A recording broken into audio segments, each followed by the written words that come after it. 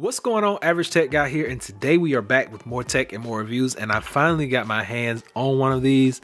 This is the Samsung Galaxy Z Fold 2, and today we're going to be checking it out. So let's do it.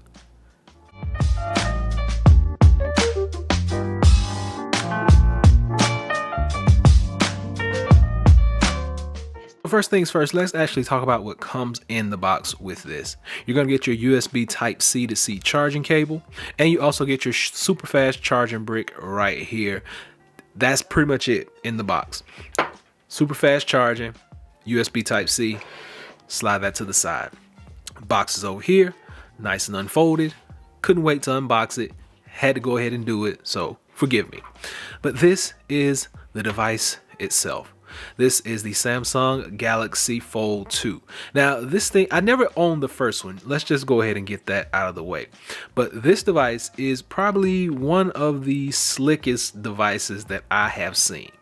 So up front, you get a 6.2 inch display. Now, this thing gets small at times. You notice how small these applications are. But this one is basically just for talking on the phone. When I'm actually conversing with people, this is the way I use the phone. But if I'm just surfing the web or doing things of that nature, I'm going in for the full 7-inch display. So this right here is 7.2 inches. This is a beautiful display, very gorgeous, 120 hertz refresh rate, and this can actually be toggled from 60 hertz to 120 hertz. But I like the 120 hertz. It does wear on your battery a little bit, but you do have a 4,500 milliamp hour battery. That is no slouch when it comes to this device. Now, there's no expandable storage on here, so you're only going to get 256 gigs. That is it. Now, I've never had an issue with storage, just to let you guys know. And fingerprints show up really, really well on this. So you're going to want to get you a nice case. I'll be doing some case reviews very shortly just to show you guys what kind of options are out there for the cases. Now, flipping over to the rear, you get a main 12 megapixel shooter, a ultra wide 12 megapixel, and a 12 megapixel telephoto. So you still get tons of good views and good photos with this thing. The camera is no slouch either. So it's not like they compromised to give you this like gimmicky device. But even though it is like a fold, I'm not gonna lie, I like having things that I don't see a lot of people with. So this is one of those things I haven't seen a lot of people walking around with, and I just had to go out and try it for myself. No strings. Now, this thing has really come in handy, and like I say, I am an iPad fan, but I find myself now more so gravitating towards this device. I picked this thing up, open it up, and I'm on the internet. I picked this thing up on YouTube. It does tons of things. It's very good for entertainment. You got speakers up top as well as down firing. They give you impeccable sound. I mean, sound on this thing, I couldn't believe it when I first heard it, but the sound is awesome on this device. And for $2,000, it should be. So this device only comes in two separate colors, the Mystic Bronze and the Mystic Black. You know, for the Note 20 Ultra, I did order the Mystic Bronze, and that's the device I'm shooting on right here. Just want to show you guys, that's the device I'm shooting on. So I still have my Note 20 Ultra. I'm using that to make this video right now. But this thing is actually one of the best smart devices that I have put some money on. Face ID is on point with this one. The actual fingerprint scanner is right here on the side. You can have that open, but I wouldn't recommend it just because the fingerprint scanner on here, it's really easy to accidentally touch. So I only use fingerprint scanner for logging into applications during Samsung Pass and actually logging in to Samsung Pay. That's the only thing I use it for. Now, hinging, you can't really see that there is a crease like right there in the middle. You can barely see it. It is there, and it's very unnoticeable. Like when your screen is like my screen, I keep a colored screen back there, but if you have a white screen, you can see it depending on what angle you're putting your phone in. And the hinging is beautiful. Like literally, this thing has standing angles, down,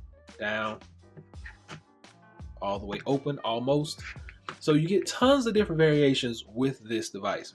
And when you're using this for entertainment, I mean, it's second to none. Like, you can actually have the screen halfway folded and be scrolling on one end and watching on the other end and still keep everything that you need going.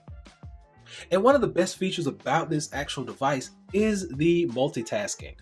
Multitasking is a beast. You can have up to 3 apps going at one time with no slowdown, no pausing, no nothing. So, I mean, like, your iPhone can't do this. Your Note 20 wants to do this. This device can do this. And I think it's a great feature to have. So everyday use with this device has been great. Call quality is great, few drop calls, and it actually takes advantage of Verizon's 5G network. Right now I do have it in airplane mode. That's just to keep all my notifications at bay. But when I'm roaming about the city, I get tons of 5G speeds, and everything is gorgeous. It's beautiful. This is a phone that I wish most people could have. Now, as far as the screen goes, this is probably one of the most beautiful screens I've seen in this size range. Speakers sound really good, really crisp, really clear. The application, the smoothness of the display, the functionality of this device is second to none. You can't ask for anything better. Only thing is the price. If Samsung could make this device in a $1,000 to $1,200 price range, a lot of people will pick this up. I actually got this one on sale, and I did not pay the full price, so just keep that in mind because it is expensive. $2,000 for a cell phone is ridiculous. But in this era, in this time, if you want the folding device, if you want the latest gadget, you gotta put out some money for it. And this one, I think if you're gonna splurge on a device, this one is probably the one you should pick. You get app continuation from screen to screen. You get multitasking. The list goes on and on and on. And I can't just go through every single thing, but just letting you know that this, I'm not gonna say it's worth the $2,000 price point, but it's close. It's very close. Like, I can't justify $2,000 for a phone, but for a phone, a tablet, full entertainment system, gaming system, list goes on and on. I can justify $2,000. So like I said, this has been just a normal review of things that the average consumer would do if they had this device. Now, granted, this device is not for the average consumer. And like I said, I did have to relieve myself of a lot of my tech for this device, but it was well worth it. And I'm glad that I made this decision. Now, you may be wondering, am I keeping my Note 20 Ultra? And the answer is going to be no. So that's been it, guys. Hopefully this has been able to help someone. I'm gonna be bringing more videos with cases and different accessories and how things are gonna work. So just stay tuned for those and let me know below in the comment section what you would like to see out of this device. So hopefully this has been able to help someone out. This is a great device, nice vivid screen. I love it. I can't say enough about it. And it's one that if you can get a chance to get your hands on, I think you should. Until next time, be sure and give me that big thumbs up. Please subscribe.